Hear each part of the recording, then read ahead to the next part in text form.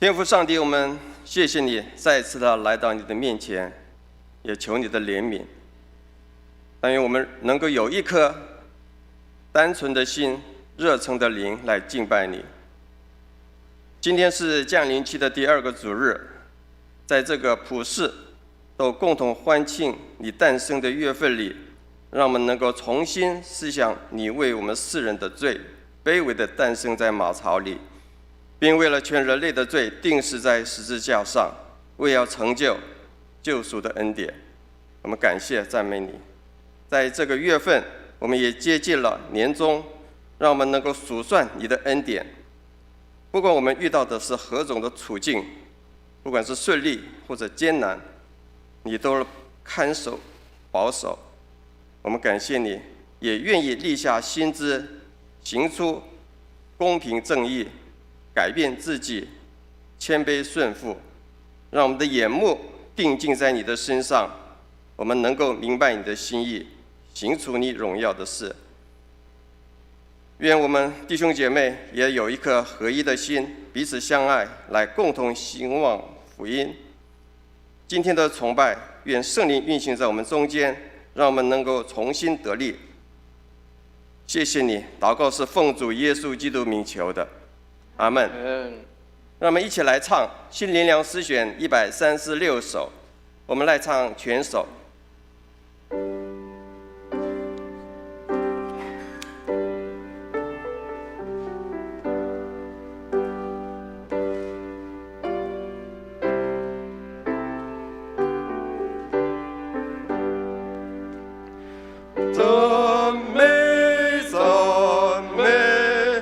是我心爱的救主，全地歌唱，将主妙爱传弥，天上群众齐赞美慈爱的救主，尊贵荣耀都归主圣三名。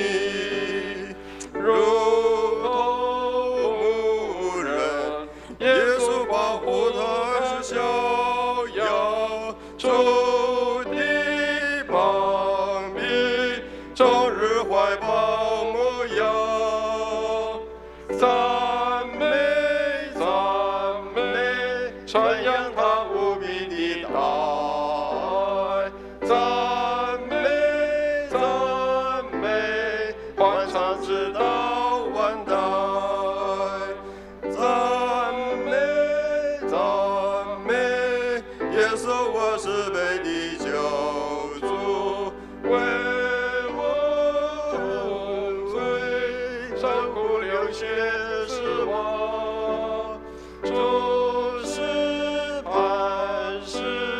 是永远救恩的盼望，赞美赞美，定是这叫耶稣，赞美赞颂，你旨意盼望救门，无限慈悲和奇妙和高深。赞美赞美，传扬他无比的大爱，赞美赞美，欢唱直到永远，赞美赞美，耶稣我永远的羔羊，天上群众和善那个耶稣救主，做我们和平的君王，加冕圣主，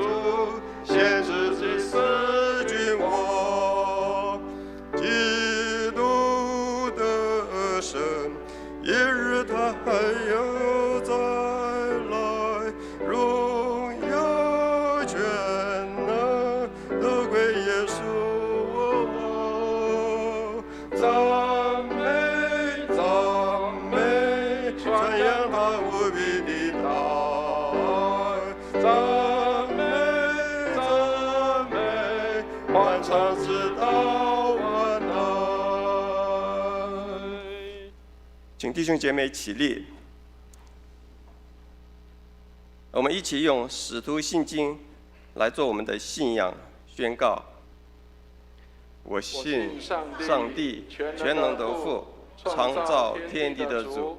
我信我主耶稣基督，上帝的独生子，因圣灵感孕，由童贞女玛利亚所生，在本丢彼拉多手下受难，被钉于十字架，受死，埋葬，降在阴间，第3天从死人中复活，升天，坐在全能父上帝的右边，将来必从那里降临，审判活人死人。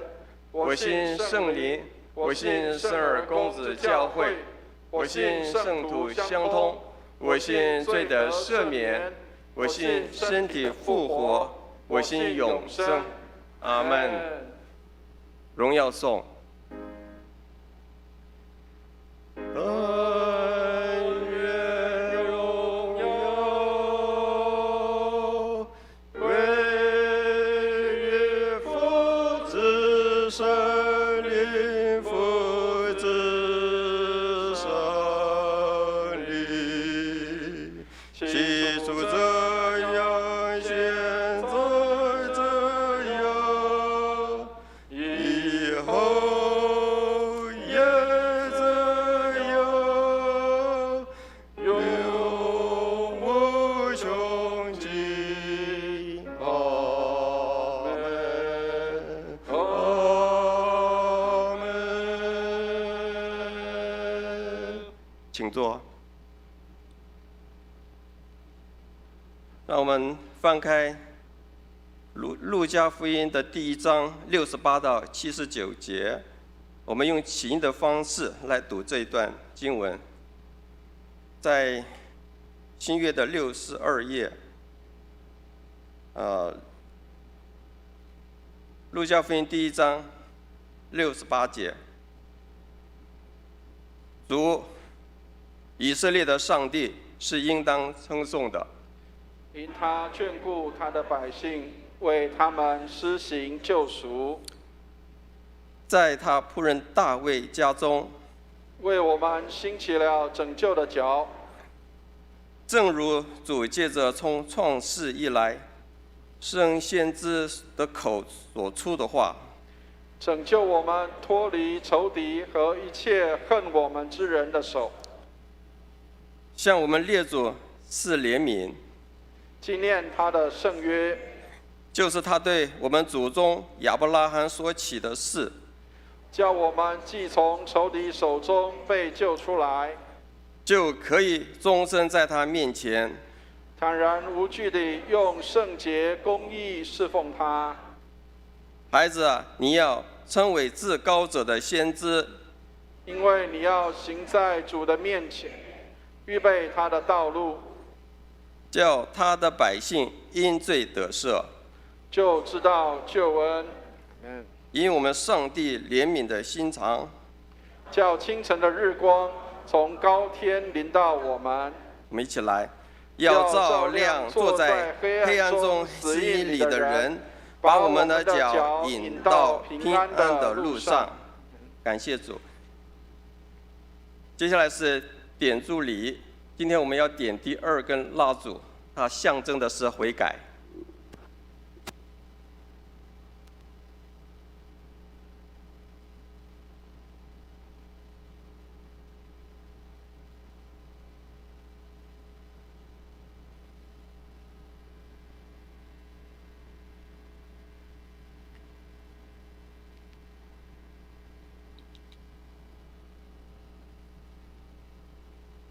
现在我们是公祷的时间，让我们一起来低头，为我们的国度，为我们的国家，我们的子弟，我们的弟兄姐妹来祷告。天父上帝，这个时候我们要为着神的国度，我们的宗派、同胞肢体，要向你来祷告。求主你来纪念，我们要为着欧洲国家立陶宛来祷告，愿基督的信仰能够进到他们生活中，使他们的国家人百姓能够认识基督，信仰得到救恩。我们也要为着台湾的卫理公会北一区罗东布道所献上祷告，为周明干传道，愿主祝福他们在当地所有的服事，奉献充足，教会在当地能够使更多的人悔改信主，所有的传道同工心身健康，服事有力。我们也为着台湾行政首长以及各级官员来祷告，求神赐智慧聪明给我们执政掌权者，使他们可以秉公行义，做出正确的决定跟政策，整个的国家人民得到蒙福。我们也为着台湾还有青少年能够得到完善的知识教育以及美好的品格教育，我们来为此祷告。我们也为第一线工作的医疗人员还有军警人员的身心健康来祷告，求主赐平安。这祷告是奉主耶稣基督名求的，阿们。让我们一起用主祷文来祷告。我们在天上的父，愿人都尊你的名为圣，愿你的国降临，愿你的旨意行在地上，如同行在天上。我们日用的饮食，今日赐给我们，免我们的债，如同我们免了人的债，不叫我们遇见试探，救我们脱离凶恶。因为国度、权柄、荣耀，全是你的，直到永远。阿们。今课我们要请赵鼎弟兄来为我们读马拉基书，还有腓立比书。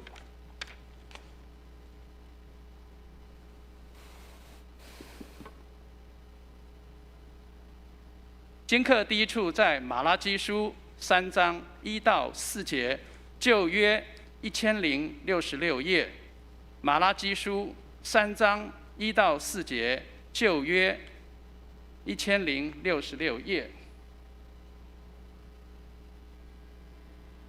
万军之耶和华说：“我要差遣我的使者在我前面预备道路，你们所寻求的主必忽然进入他的殿。立约的使者就是你们所仰慕的，快要来到。他来的日子，谁能当得起呢？他显现的时候，谁能立得住呢？因为他如炼金之人的火，如漂布之人的碱。他必坐下如炼净银子的，必洁净利未人，熬炼他们像金银一样。他们就凭公义献供物给耶和华。那时，犹大和耶路撒冷所献的供物，必蒙耶和华悦纳，仿佛古时之日，上古之年。今课第二处在腓立比书1章3到11节，新约216页。腓立比书1章3到11节，新约216页。我每逢想念你们，就感谢我的上帝；每逢为你们众人祈求的时候，常是欢欢喜喜的祈求，因为从头一天直到今日，你们是同心合意的兴旺福音。我深信那在你们心里动了善功的，必成全这功，直到耶稣基督的日子。我为你们众人有这样的意念，原是应当的，因你们常在我心里。无论我是在捆锁之中，是辨明证实福音的时候，你们都与我一同得恩。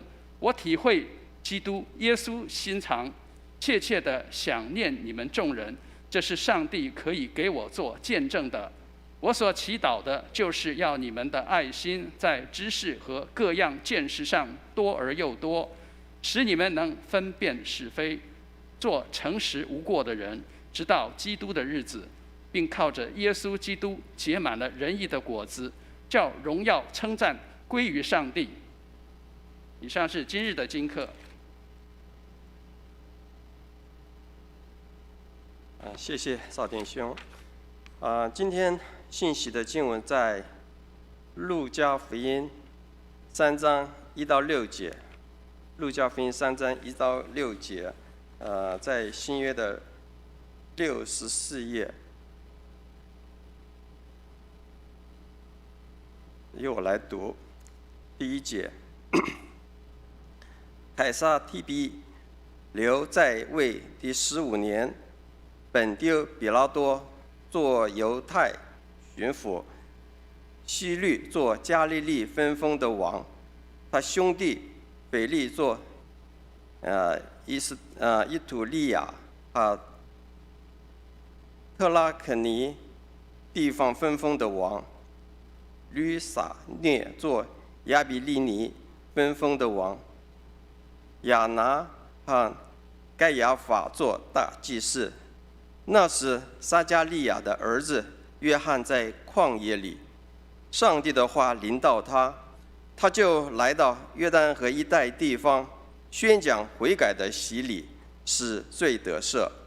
正如先知以赛亚书上所记的话说，在旷野有人喊声喊着说，预备主的道，修直他的路，一切山崖都要填满，大小山冈都要削平，弯弯曲曲的地方要改为正直，高高低低的道路要改为平坦。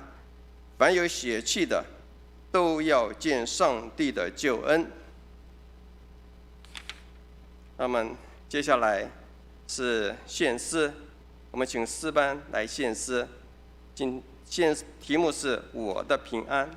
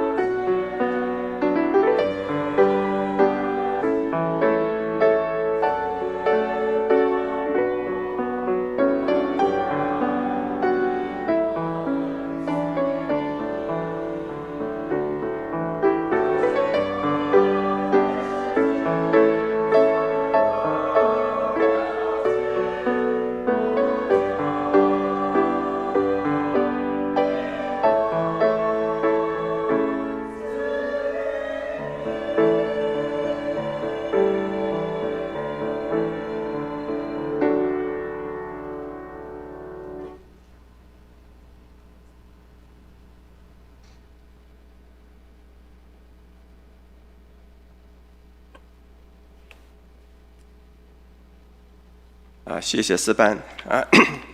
现在要开始证道，我们请牧师。今天要分享的信息是平坦的路，救恩之道。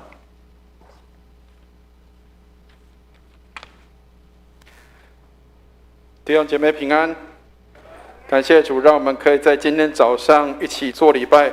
我相信大家一定觉得相当的兴奋也高兴，因为我们终于可以听到号角队可以吹号角，也看到我们的诗班弟兄姐妹可以脱下口罩来服侍、来唱诗、来敬拜、赞美上帝。我们终于可以看到笑脸了。有时候我们在口罩戴久了之后，我们不晓得口罩之下到底这个人是表情是什么，或者是他的嘴型是什么，他的整个脸型是什么。也许口罩戴着的时候，我们都不晓得这个人的后面是什么样的一个状态，但是可以脱下来的时候，那是一个清楚的可以看到的，是一个面对面的时候。愿上帝帮助我们，让我们能够珍惜这样的时间，因为在国外还有很多地方还是一样疫情又更加的严峻，所以上帝帮助我们，让我们能够珍惜我们还能够有这样的一个时间跟时候。愿上帝祝福我们，这样的一个安全跟平安是得来不易的。所以圣经里面说，万国万民万邦都要来敬拜跟赞美上帝。或许有些地方他们现在没有办法脱下口罩来赞美上帝，但是我们在这里，我们可以用这样的方式来敬拜跟赞美上帝，那是美好好得无比的。愿上帝祝福我们，让我们能够珍惜这样的美好，让上帝在我们当中也得着当得的荣耀。愿上帝来祝福我们。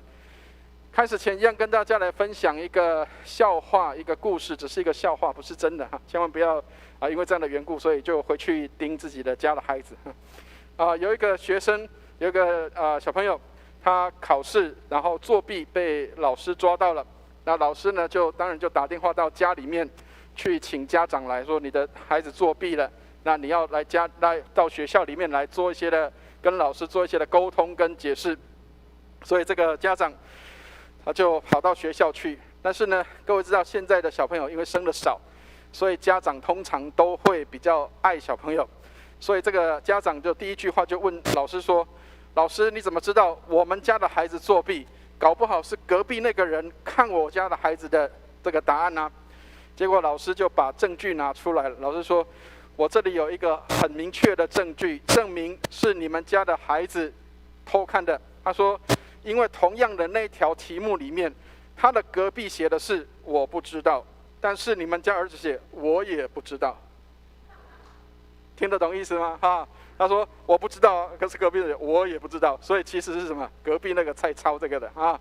所以上帝帮助我们，让我们可以有时候当我们在怪别人的时候，其实需要先反省我们自己。有时候搞不好是我们自己的问题，不一定都是别人的问题。但是现在的人通常都会喜欢做什么？先去检讨别人的问题，都是别人的错，都是别人害我的。基督徒应该是反过来的，是不是我有得罪上帝、有得罪人的地方？所以愿上帝来怜悯帮助我们，让我们可以有更多的怜悯，更多的这样的一个这样的自我反省，以至于我们能够先了解自己是不是在上帝的面前，在人的面前，我们需要有一些反省跟改变。愿上帝来帮助我们。好，我们一起举起圣经来祷告，愿上帝的话成为我们的帮助和力量。让我们一起举起圣经，我们一起来用这个经文、这个祷文来宣告我们的这个今天的经文进入我们心中。我们一起举起圣经来祷告，我们一起念经。这是我的圣经，他说我是谁，我就是谁；他说我拥有就拥有，他说我可以就可以。今天神的话要来教导我，我诚心悔改，我心里警醒，我灵谦卑受教，我就不再一样。奉主耶稣基督的圣名，阿们。各位，如果做礼拜的时候有常常在看牧师的穿着的时候，应该会发现今天牧师的这个圣带也不一样了。各位，今天的圣带穿的是紫色的，上次有提到说穿紫色的人，紫色的意思是表示要悔改的意思，所以穿紫色表示悔改的意思。好，但是我们在这一周叫做待降节期的第二个主日，或者是我们说将临节期的第二个主日，这个主日有一个特别的名称，叫做悔改主日。那什么叫悔改主日？就是我们需要在上帝面前来悔改我们自己。那当然，这个主日也叫做爱的主日，就是上帝的怜悯跟爱临到在我们的当中。当我们悔改的时候，我们需要上帝的爱跟怜悯临到我们。所以我们不是要这个挑别人的错误，然后让别人觉得难受，然后让别人感觉不好受，以至于让别人羞愧而死，不是这样。上帝提醒我们有过错有过犯，不是要让我们羞愧而死，上帝是让我们回转到他的面前，在他的爱里面得着平安。所以愿上帝帮助我们，悔改主日给我们带来的意义，不是让我们觉得羞愧，以至于好像我们不能够面对上帝，而是让我们能够透过上帝的爱和恩典的饶恕，以至于我们能够在上帝的爱跟恩典的当中。所以将临期的第二个主日有一个特别的用意，就是要去修平主的道路。那我们各位都知道说，道路是做什么样的用途啊？各位知道，我们要往某一个地方去，一定要经过这个道路。所以这个道路如果是坎坷不平的，这个道路如果是不好走的，当然就没有办法去。如果没有道路，也没有办法去到那个地方。大概10年前，我跟一群牧师，我们要去阳明山开一个这个牧职进修会，然后在路上我们就拦了一部计程车。各位知道，这个计程车司机很幸福，为什么？因为有3个牧师坐在他的这个计程车里面然后3个牧师轮流跟他传福音，轮流跟他讲耶稣的道理。他是一个还没有信主的人，然后他在那里在车上的时候，我们跟他讲到有关信仰的问题，然后因为他很坚定他的这个信仰，所以他也是说，这个我有自己的信仰，他很坚定的。然后当我们要跟他讲说，我们要到阳明山要到这个福音园去然后这个计程车司机他就说这个路我知道，只有这一条路才可以到这个阳明山的福音园。那我就刚好抓住机会，我就跟他讲，对，就是只有一条路才可以到那个地方去，所以不是很多条路可以往那个地方去，只有一条路才能够往那个地方去。但是你知道往那个地方去的路，可是你知道往上帝去的路在什么地方吗？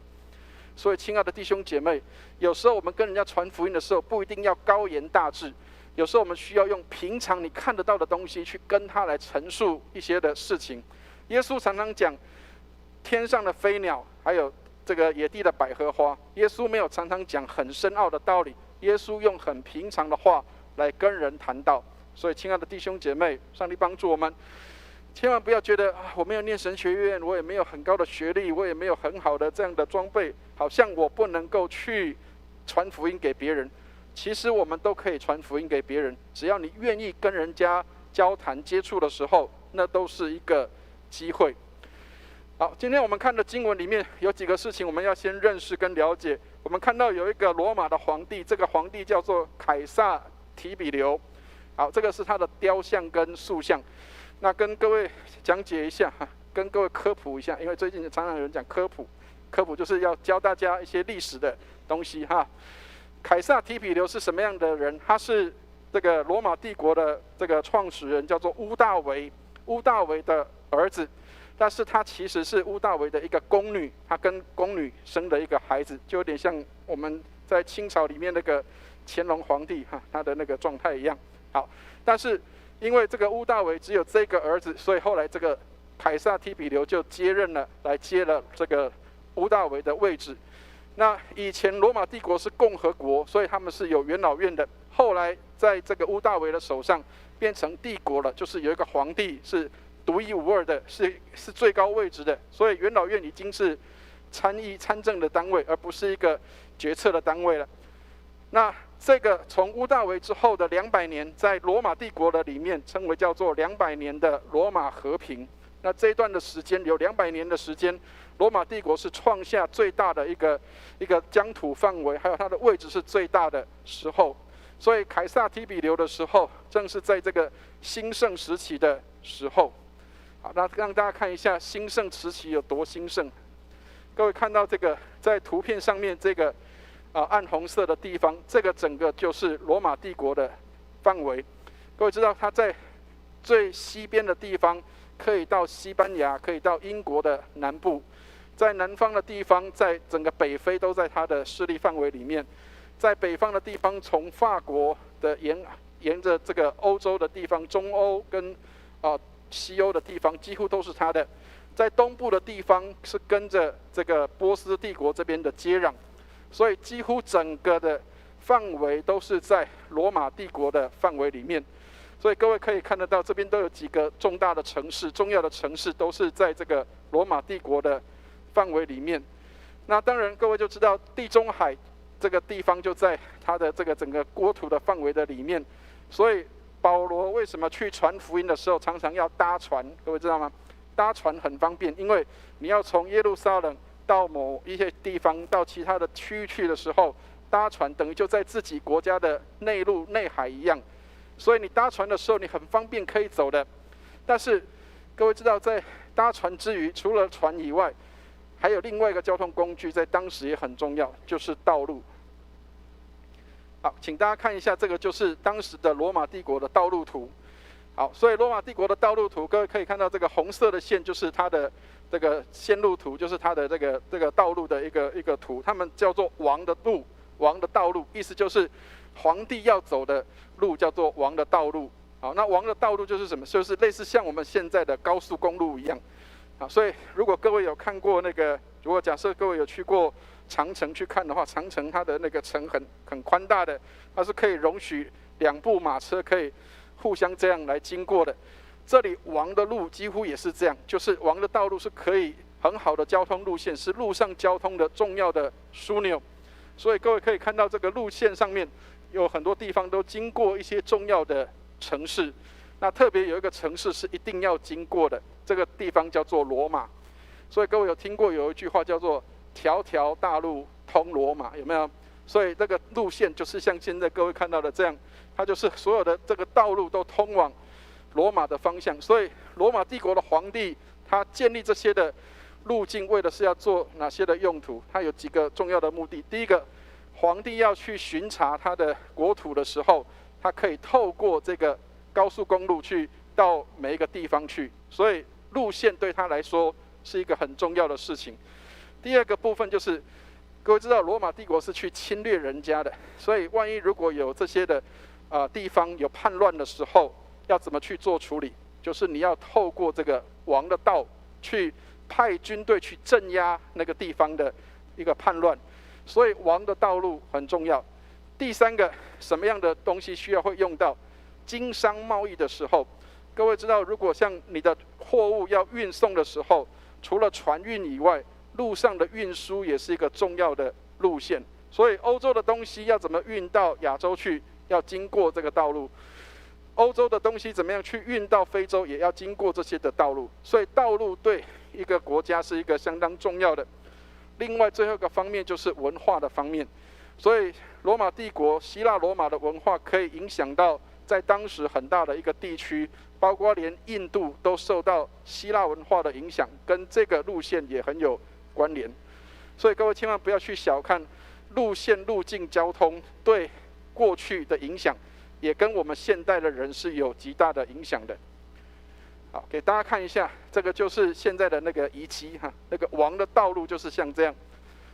各位，其实它上面这个一块一块都是石头，它其实以前都是花岗岩，都是很硬的石头，所以你可以想象，它如果以前是完好的时候，它整条道路是很笔直铺长的一条道路，然后两边马是可以互相可以交叉道路的，所以那个是一个极大极宽的一个道路，这个旁边都是罗马柱子啊，所以你可以想见当时的那个路线是一个多么大的宽大的路线。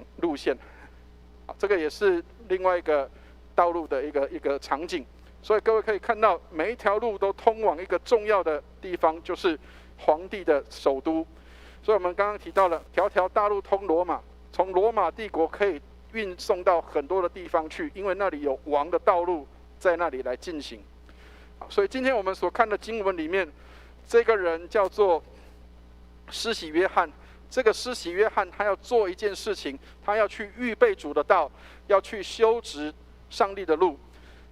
过去皇帝要出巡的时候，一定要有一个人在前面要去宣布跟宣告说，皇帝要来了，请大家要整装准备好，然后要把环境打扫干净，所以让皇帝的车可以经过的时候，大家就毕恭毕敬的站在这个路边，然后等待皇帝的车能够过去。所以当时的人，他们对于皇帝的出巡，或是对于君王要能够来到我的地方，通过这条道路的时候，他们都是相当看重的，必须要有前导的人在那里来宣布这样的一个事情。好，所以我们来看一下今天的经文里面，在第3节的地方，我们来念一下第3节这个施洗约翰他做什么样的事情。我们来念一下第3节，一起念来。他就来到约旦河一带地方，宣讲悔改的洗礼，使罪得赦。施洗约翰他来到约旦河的地方，他在那里做什么？他叫做宣讲悔改的洗，使罪得到赦免。我们看到的是那个有形的道路，那个道路是很笔直的，让国王可以通过这个道路，然后到达他所要去的地方，去那里来宣讲，或者是来统治他的民众，让所有的人可以在那里来得着国王的或是皇帝的这样的一个恩泽。所以你可以想见一个事情是，施洗约翰他来预备一条道路，这条道路是什么样的道路？它不是我们看见的高速公路，它也不是我们看见的什么省道或者是什么样的道路，它预备的是一条通往心里的路。那条路是让我们心里的君王可以通过这一条路进到我们的心里面来掌管我们的心。所以他来到约旦河的地方，宣讲一个事情，就是悔改的洗，然后使罪得赦免。这是一个重要的宣告，就是当国王要来的时候，当君王要来的时候，这个宣告的人他要通知，要告诉当地人说，皇帝要来了，请大家要预备好自己，要打扫整齐干净，来迎接君王的降临。所以在经文里面，路加选用了几节的经文，在以赛亚书里面，我们来看一下，他用以赛亚书第40章的3到5节的地方做了一些的诠释。我们来看以赛亚书40章的第3节，我们一起来念一下这节经文，一起念来。有人声喊着说，在旷野预备耶和华的路，在沙漠修平我们上帝的道。我们在读经的时候，其实需要去读有一些叫做小字的地方。在小字的地方，各位那里有看到一个或译，有没有？或译什么？他说或译在旷野有人声喊着说，当预备耶和华的路。所以亲爱的弟兄姐妹，施洗约翰来，他在做什么事情？他在预备一条路。这一条路是什么？是让心中的王可以通过这条路径，通过这条道路，然后来治理人的心。所以在旷野预备耶和华的路。旷野的地方，各位知道在圣经里面旷野有一个特别的用意。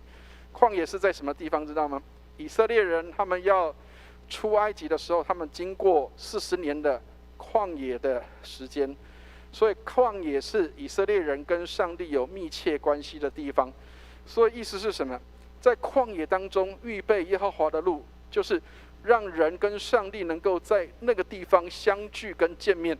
所以在沙漠地方修平我们上帝的道，有一条路是预备好的，要让皇帝可以经过，要让皇帝可以透过这条路进到那个地方去。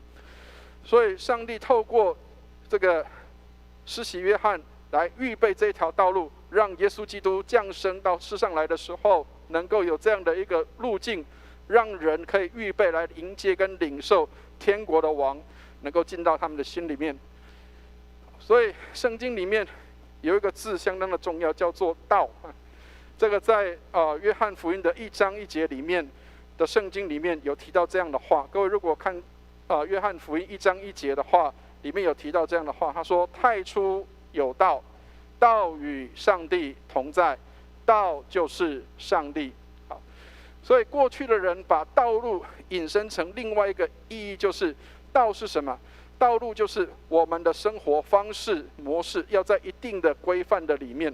所以因为道路是一个规范，让车辆可以通过，让人可以行走。但是你如果不通过道路，不是经过道路的话，恐怕就走错路了，或者是弯曲了，或者就是一个这个就没有办法到那个目标去。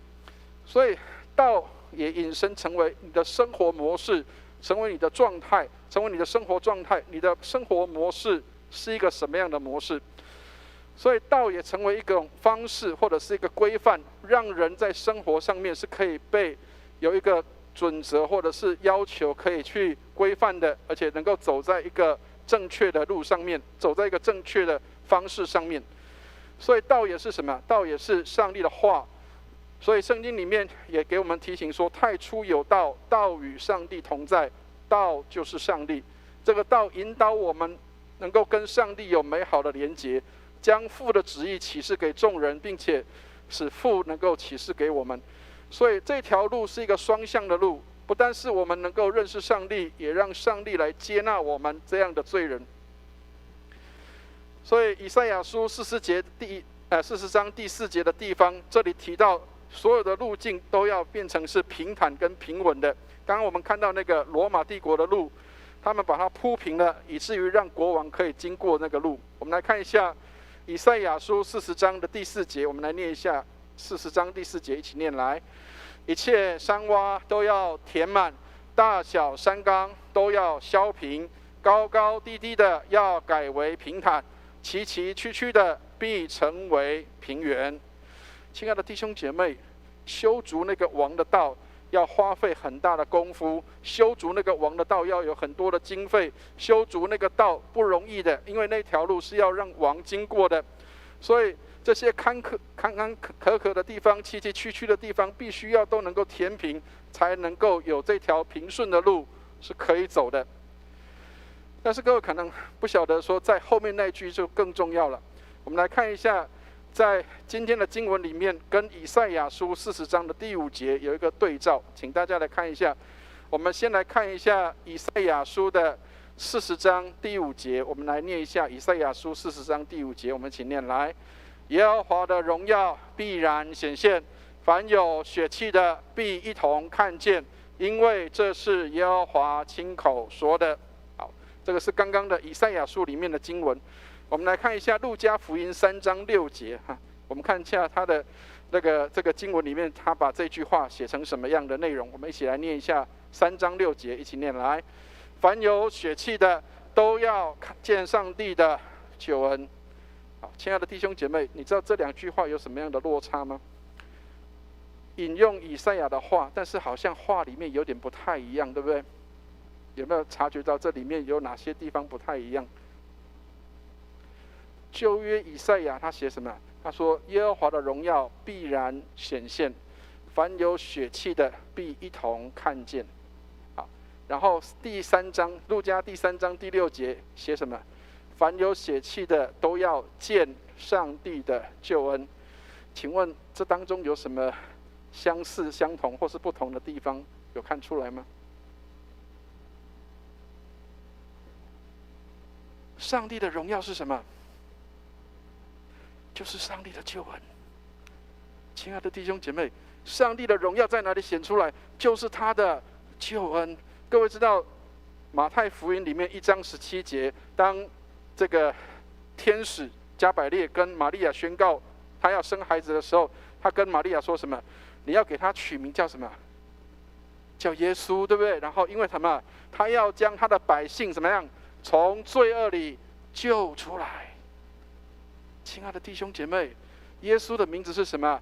他要将他的百姓从罪恶里救出来。那个是什么？是救恩。那是救恩。所以上帝的荣耀在哪里彰显？就在他的救恩的里面。各位知道耶稣的名字是什么意思？知道吗？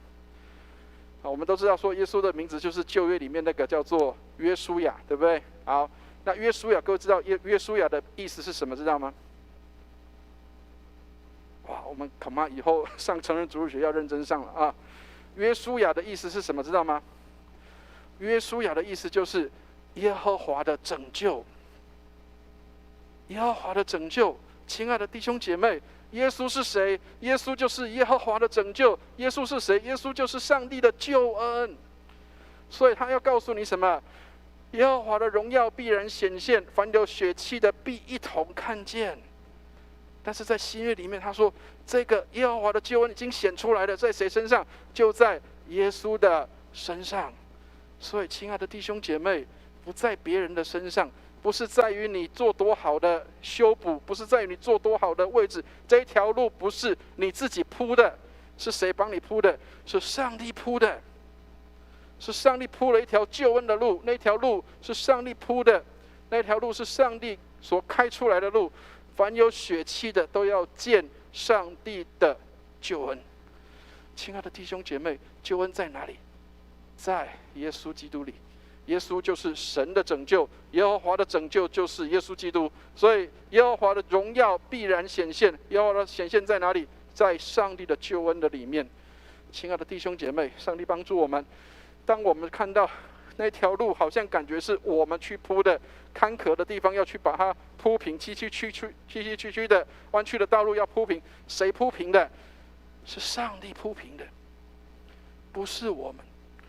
我们人做的有限，只有上帝才能够完成他的工作。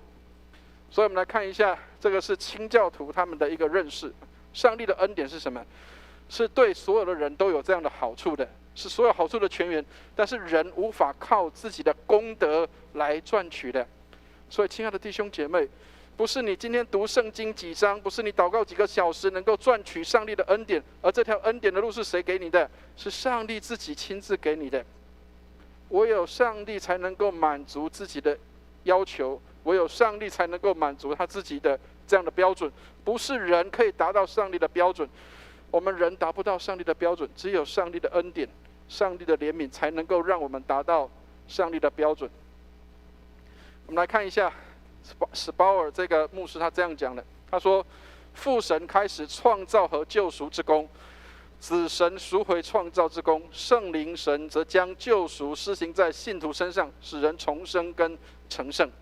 所以这里从来没有提到人能够做什么，这里提到什么？天父上帝做了创造跟救赎的功的开始。当亚当跟夏娃开始这个吃了分别善恶树的果子的时候，上帝的救赎工作就已经要开始了。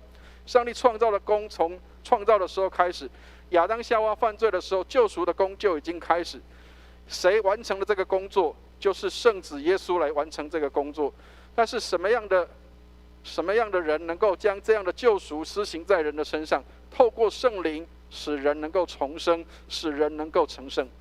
所以亲爱的弟兄姐妹，没有一样是靠我们自己达到上帝的标准。很多时候我们常常是以为我能够达到上帝的标准。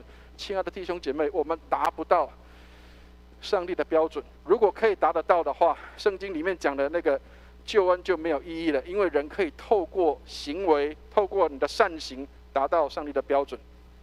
我曾经跟大家分享过一个案例，一个例子。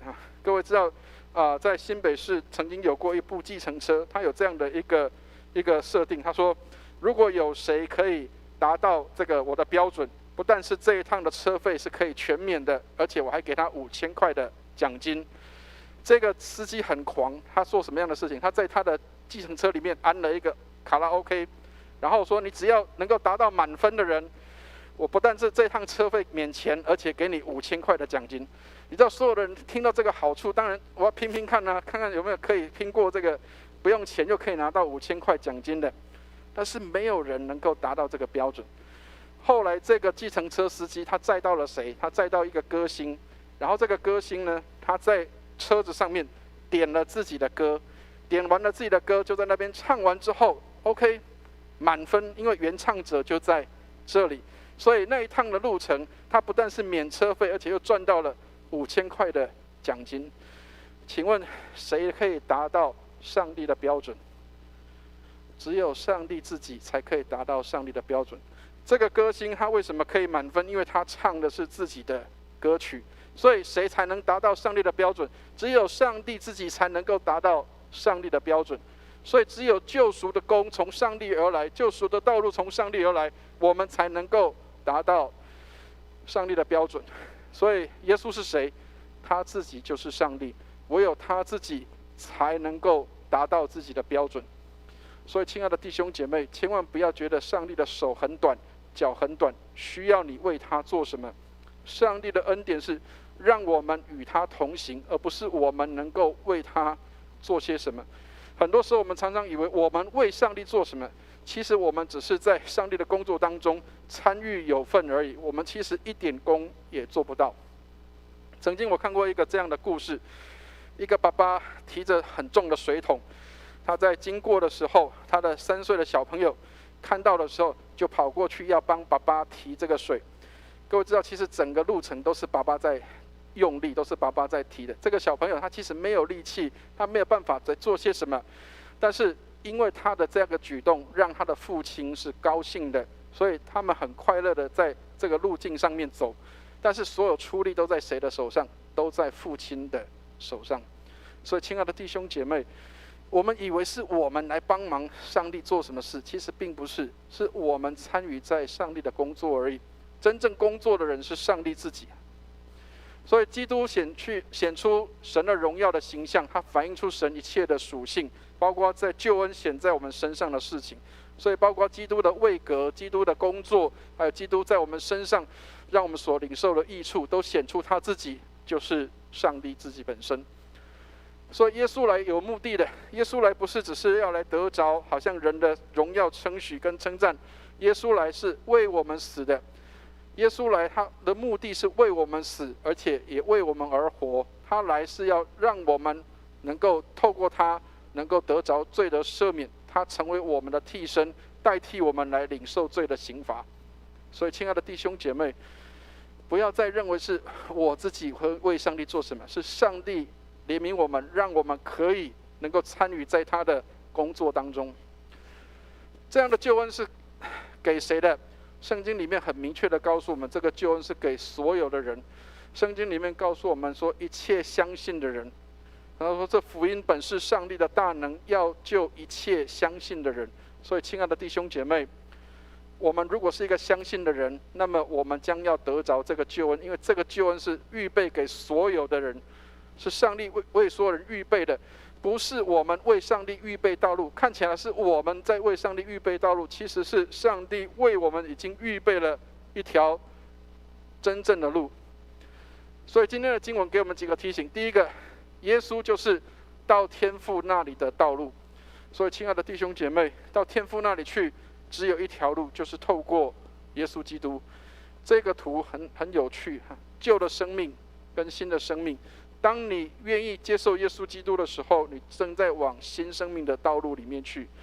所以哥林多后书5章17节说，这个若有人在基督里，他就是新造的人，旧事已过，都变成新的。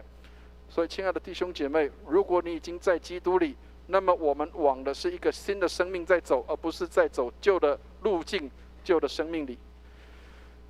这句话应该就更明显，可以让我们知道了。约翰福音14章6节，耶稣说什么？我们一起念一下这一节圣经，一起念来。耶稣说：“我就是道路、真理、生命，若不借着我，没有人能到父那里去。”所以，亲爱的弟兄姐妹，这一条路往哪里去？我们要往父那里去。这一条王的道路是谁预备的？是上帝预备的，不是我们预备的。紧紧跟随吧，你的每一步路都踏在他的每一步路上，每一个方向都有他美好的美意。所以愿上帝来帮助我们。也许这条路我们不是很清楚，不是很明白，但是我们愿意跟着耶稣来走，我们就能够到父那里去。第二个，耶稣是我们人生路程的陪伴。那条路上面，也许我们会觉得孤单寂寞，好像跟我们一样信主的人不多。包括你在你的公司、工厂里面，也许信主的人并不是那么多的，而且这个路不好走，因为信仰的路要坚持是很难的。但是我们要记得一个事情是，漆黑的那一段路总是主陪我们走过，最黑暗的时候也是上帝与我们同行的时候。对我们来说，也许会觉得说黑暗的时候看不见任何人跟我们同行，但是最黑暗的时候也是上帝跟我们一起走过的时候。愿上帝帮助我们，人生当中一定会碰到有一些地方是黑暗的，是非常困境的，但是那个最漆黑的时候，也是耶稣陪我们一起走过的。同样有这个经历的人叫做戴德生。如果我们看一下他的话，我们来念一下他的话：耶稣与我们距离之近，远超我们的想象，他从不使我们失望。戴德生在中国大陆服侍的时候，各位可能很少想象一个事情是，很多人都以为说宣教士都过了幸福快乐的日子，因为他们都有差会，有给他们钱，有给他们经费可以生活。戴德生是一个很有毅力跟坚定信心的一个神的仆人，他在内地会里面，他在内地工作，在内地会里面，他从不收任何的差会，他自己在内地成立差会去供应帮助人。但是当他在缺乏的软弱的时候，他在做什么样的事情？他仍然在那里忠心在那里祷告。他们曾经有过一个故事，各位知道以前的早期那个米缸啊，大的米缸，很大的米缸，那个是装米的，很多人都会把米装在那个米缸里面。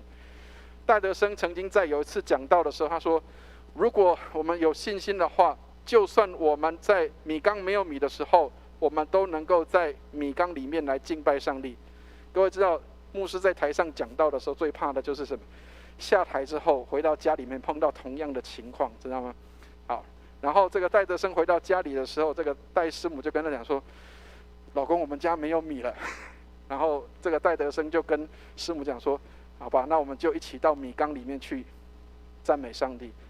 上帝真的供应马上的需要。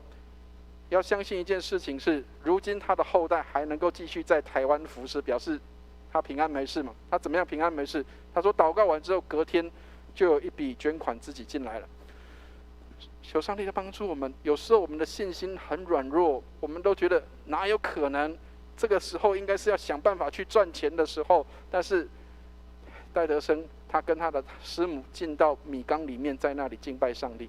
我不是说我们不要去工作，不是，而是当你真的觉得无路的时候，有一条向上的路是可以跟上帝亲近的。所以艾略特这样想，他说：神永远不离开我们，也不放弃我们。其实这是圣经的话，他引用圣经的话，他说上帝没有离开，也不放弃我们。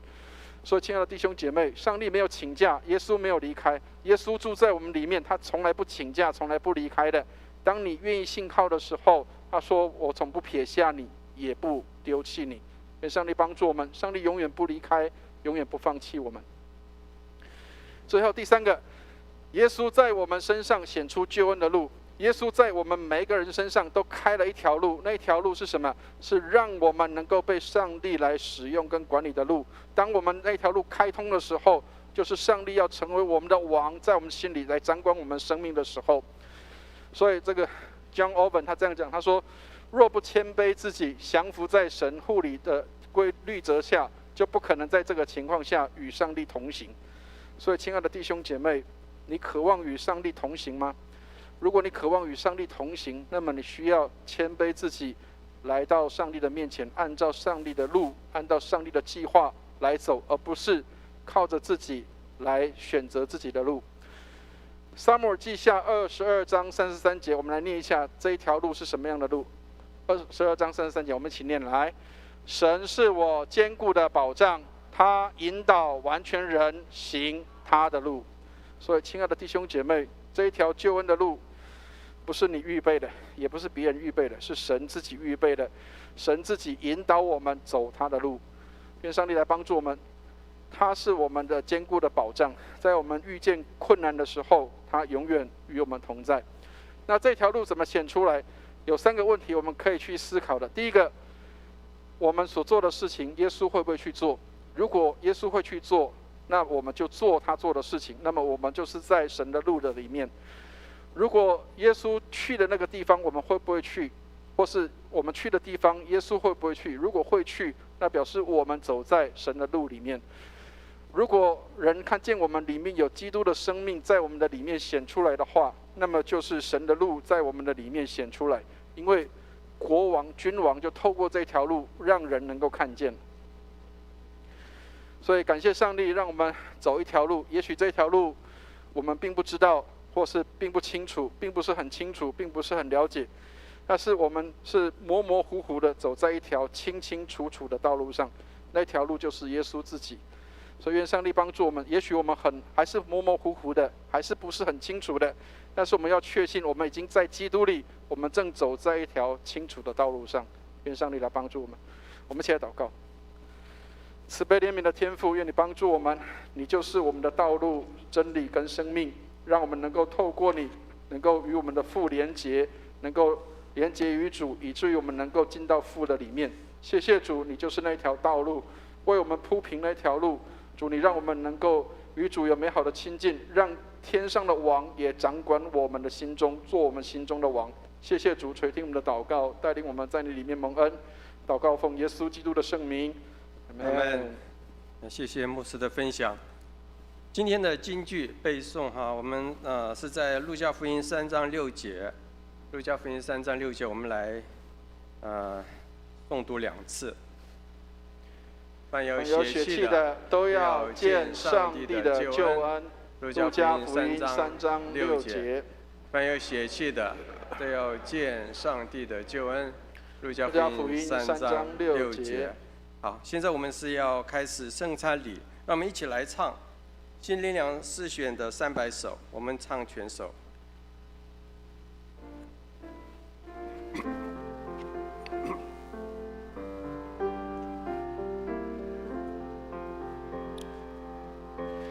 主身体为我舍，主宝血为我流，并被乃主自己为我舍离，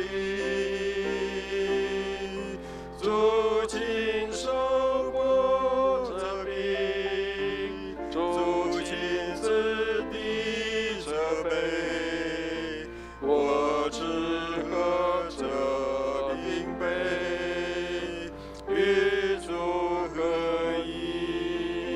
第2节，我与主同病死，不再受死相知，相随我那一世，却相主活。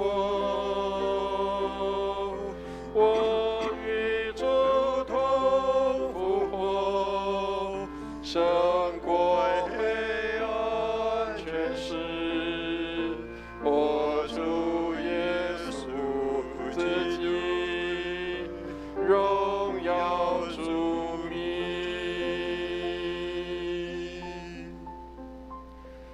我们把时间交给牧师。弟兄姐妹，我们要进入到主的圣桌前，要与主同坐席。岁末年终的时候，总是让人有许多的提醒跟反省。或许我们有很多地方，我们在年初的时候，我们立下很多的心志、心愿，但是常常我们会看到我们自己做不到，也有失败的地方。感谢上帝，上帝接纳我们这个不完全、不完美的人。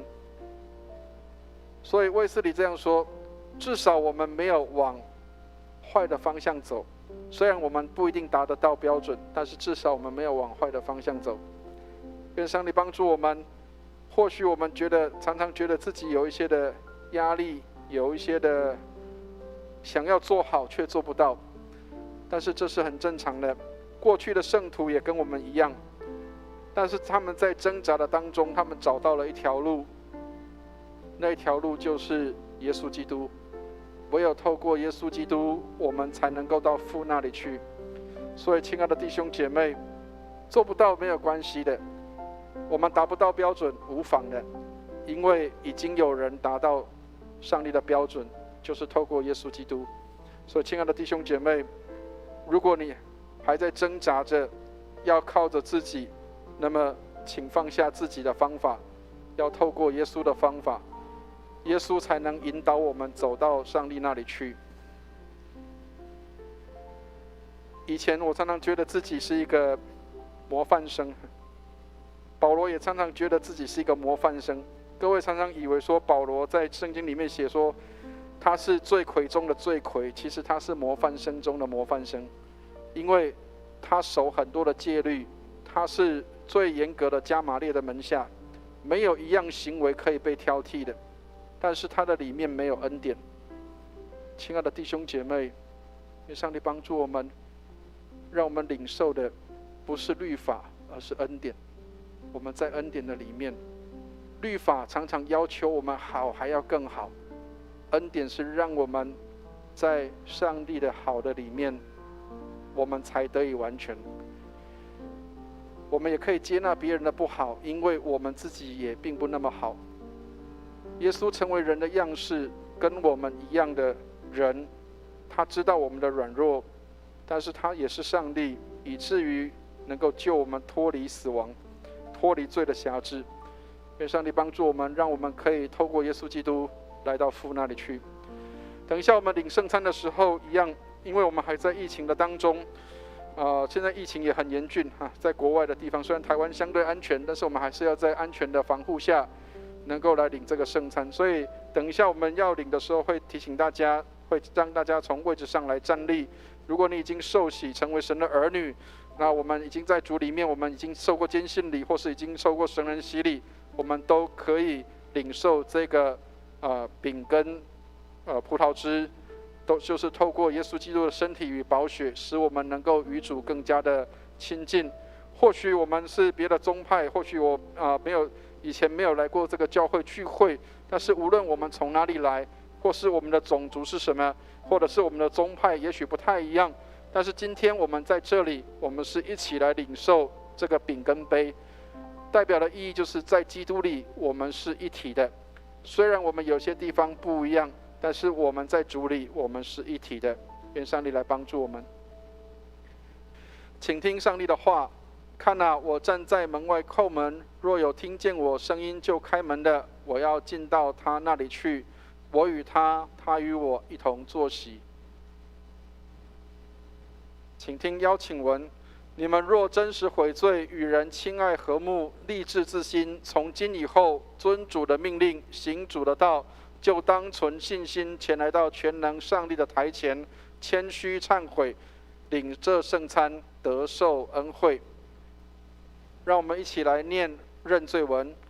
无所不能的上帝，我主耶稣基督的父，创造万物、审判万人的主，现在我们承认及悔恨我们的种种罪恶。我们素来在思想上、言语上、行为上都有过恶，得罪主，干犯主的盛怒。现在我们诚意忏悔，求慈悲的父怜悯我们，为主耶稣基督赦免我们从前的罪，又赐恩典，叫我们从今以后改过自新，遵主的圣意，永远服侍主，将尊贵荣耀归于主的圣名。这是靠我主耶稣基督求的，阿们。请听解罪文。无所不能的上帝，我们的天父，主曾发大慈悲，应许将赦罪的恩赐给诚心悔罪的人，真实信靠主的人。现在求主怜悯我们，赦免我们，救我们脱离一切罪恶，激发我们，坚固我们，使我们勇于为善，能得永远的生命。这是靠我主耶稣基督求的，阿们。我们请听安慰的经文，请听圣经上对谦卑懊悔的人所说的话。若有人犯罪，在父那里我们有一位中保，就是那义者耶稣基督，他为我们的罪做了挽回祭，不是单为我们的罪，也是为普天下人的罪。我们来读心中仰望文。你们心里当仰望主，我们当感谢我主上主。无论何时何地，感谢主圣父无所不能、无始无终的上帝，这是理所当然的，也是我们本分所当做的。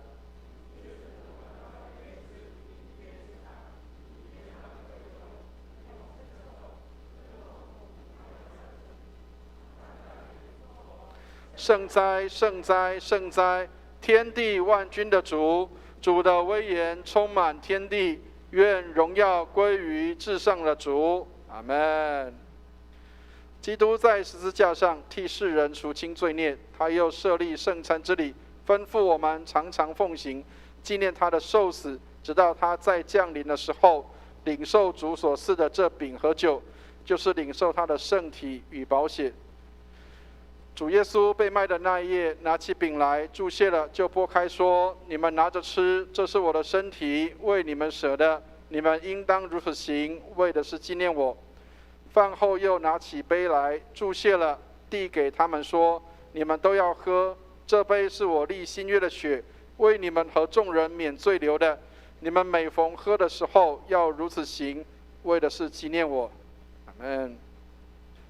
我们一同来同诵谦恭敬主文。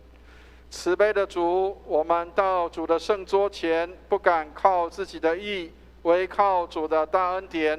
唯主永无更改，常施怜悯，叫我们能领受上帝爱子耶稣基督的圣体与宝血，使我们犯罪的身体和灵魂都可被他的宝血洗清，而获得丰富的生命。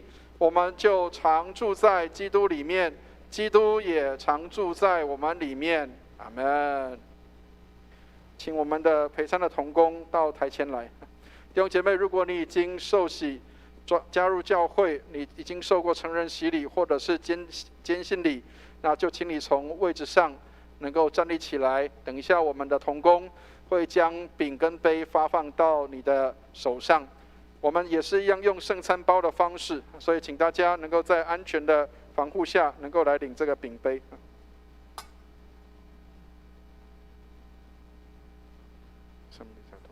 24舍的保守我们十分的平安。这是耶稣的宝血，为我们免罪流的，保守我们十分的平安。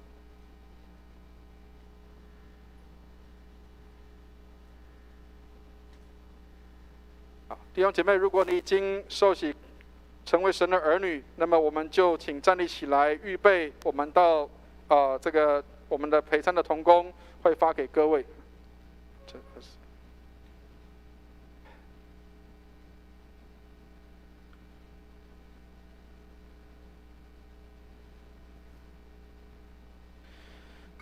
这是主耶稣的身体，为我们舍的，保守我们十分的平安。耶稣的宝血为我们免罪流的，保守我们十分的平安。当我们领的时候，我们就先拿着在我们的手上，我们等所有的弟兄姐妹都拿到的时候，我们再一起来享用这个饼跟杯。这是主耶稣的身体，为我们舍的，保守我们十分的平安。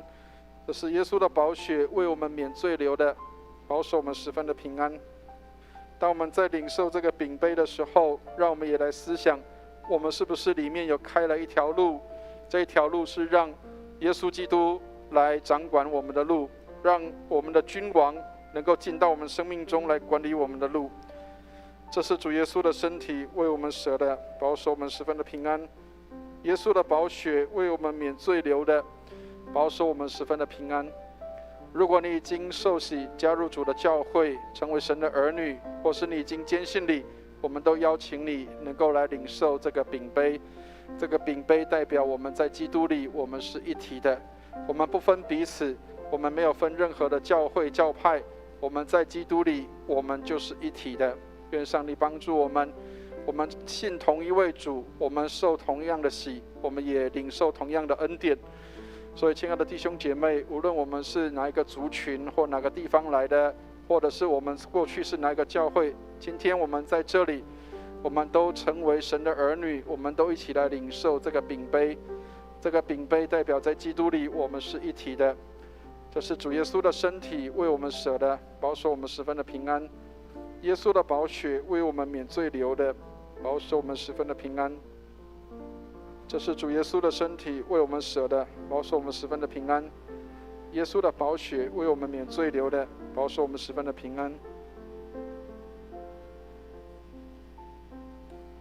主耶稣的身体，为我们舍的，保守我们十分的平安。耶稣的宝血，为我们免罪流的，保守我们十分的平安。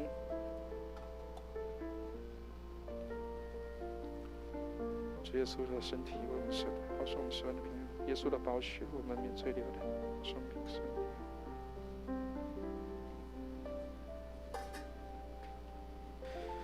弟兄姐妹，请我们一起来拨开这个饼跟杯，我们一起来享用。这是主耶稣的身体，为我们舍的，保守我们十分的平安。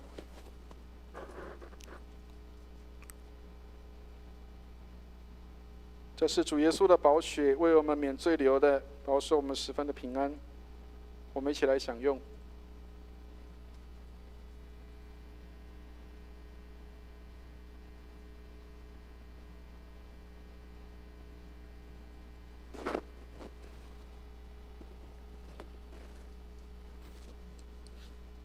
弟兄姐妹，请坐。让我们一起来用奉献求恩文做我们圣餐的结束的祷告。我们一起来念奉献求恩文，一起念，请。赞美和感谢主，借着主耶稣基督舍身流血，得蒙赦罪与诸般的恩赐，现在将自己献给主，做清洁合宜的活祭，恳求主使我们得蒙主的大恩鸿福。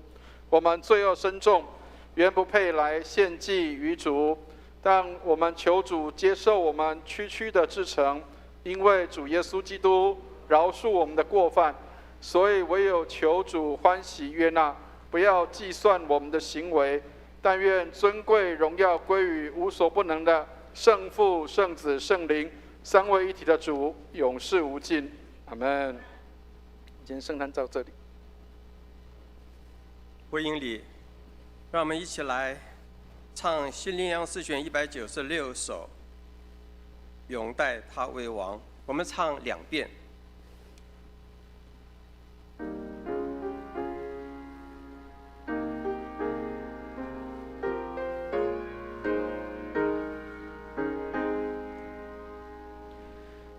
永代他为王，永代他为王，奇妙神，安慰是全能真神。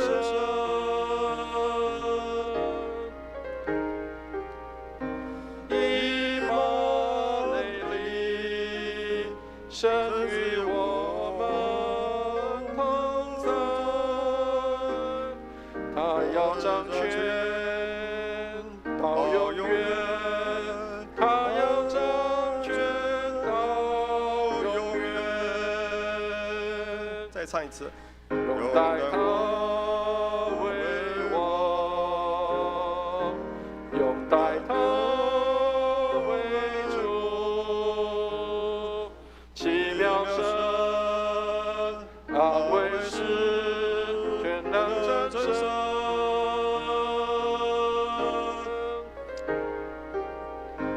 以马内利，神与我们同在，他要掌权到永远，他要掌权到永远。让我们一起来做个奉献祷告，也请司献的同工到台前来。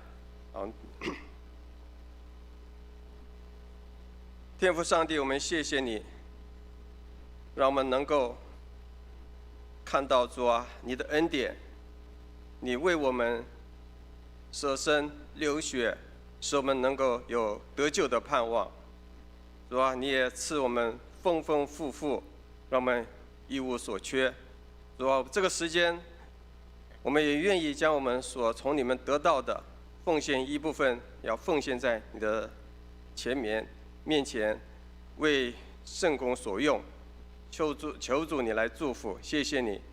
祷告是奉主耶稣基督名求的，阿们。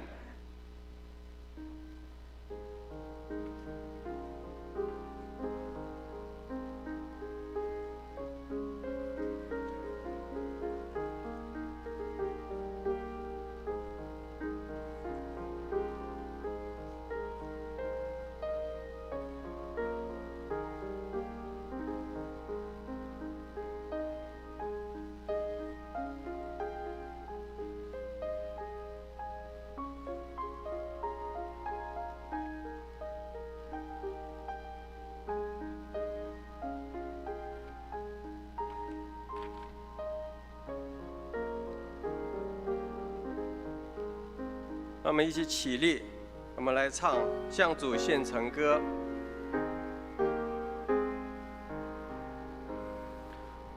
凡我向主所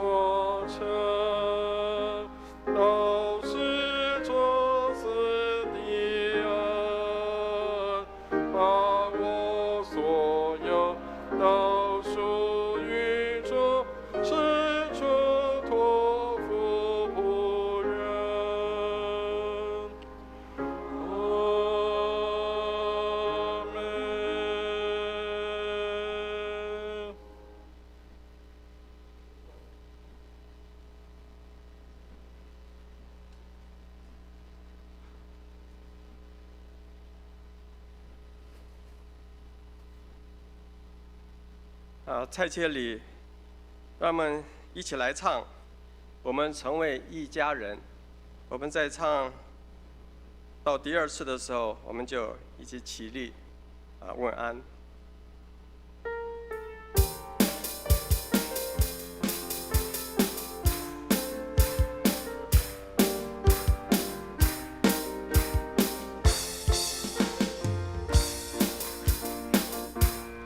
成为一家人，因着耶稣，因着耶稣，成为神儿女。成为一家人，耶稣，因着耶稣，成为神国的子民。因着耶稣的接近，因着耶稣入光明，因着耶稣同享复活的生命，同享生命的喜悦，同在主爱中连结，因着耶稣同享丰盛的产业。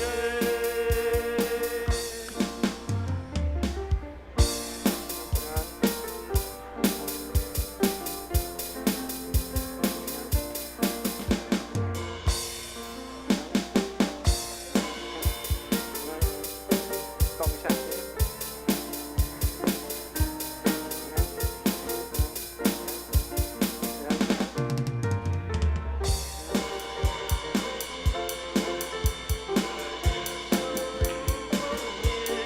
因着耶稣同享复活的生命，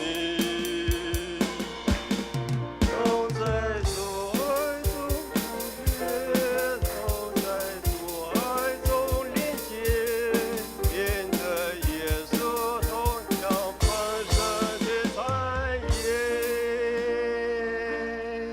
请坐。好，我们现在要做教会事工报告及肢体消息哈。今天是降临期的第2个主日，欢迎实体还有线上聚会的新朋友，愿上帝赐福你。今天好像没有新朋友哈，好。今天主日完了之后呢，在主日后12点半，在201教室要举行小组长会议，还有1点半，在6楼有新旧执事同工会，请相关的同工要留步参加。那下一周呢，主日是由庞君华会督来本堂分享信息，会后也会将一些过去土地诉讼还有堂会搬迁的事情做一个说明。那欢迎，如果是愿意了解这些事情的弟兄姐妹，可以留下来听。谢谢玉华师母还有美满姐妹以及各小组的弟兄姐妹，在11月完成了各楼层的圣诞布置，让我们能够享受这个在平静当中来迎接主耶稣的降临。然后我们6楼也持续的为6楼的一些要做一些布置，还有一些加添一些设备，为这些部分代祷跟奉献。那2022年的新任执事天一兄、红林姐妹还有荣泽弟兄我们要为他们持续的来祷告。另外，在主日之后有洗礼前的造就班那如果是有要受洗的，那就请跟蔡牧师来报名。教会会议12月19号举行受洗还有转入礼。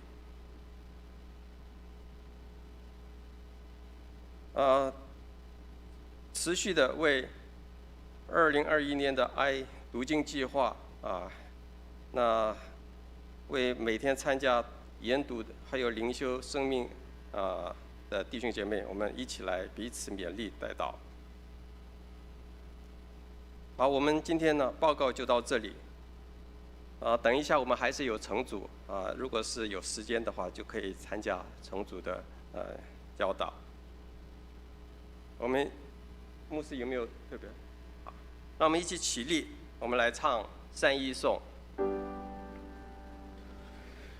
普天之下忘我民，齐声赞美父子圣灵，三位一体同荣同尊，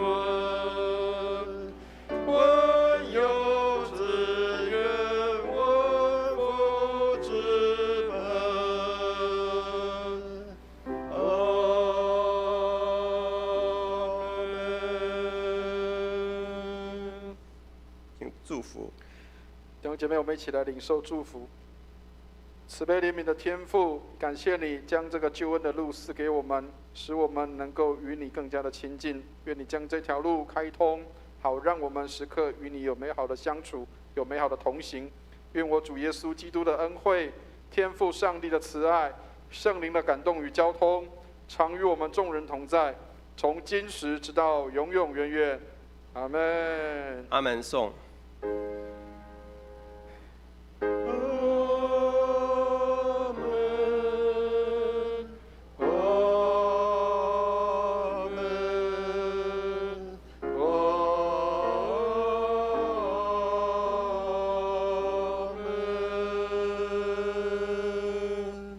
请坐。订阅，在订阅中，请为今天的肢体消息还有教会的事工来代祷。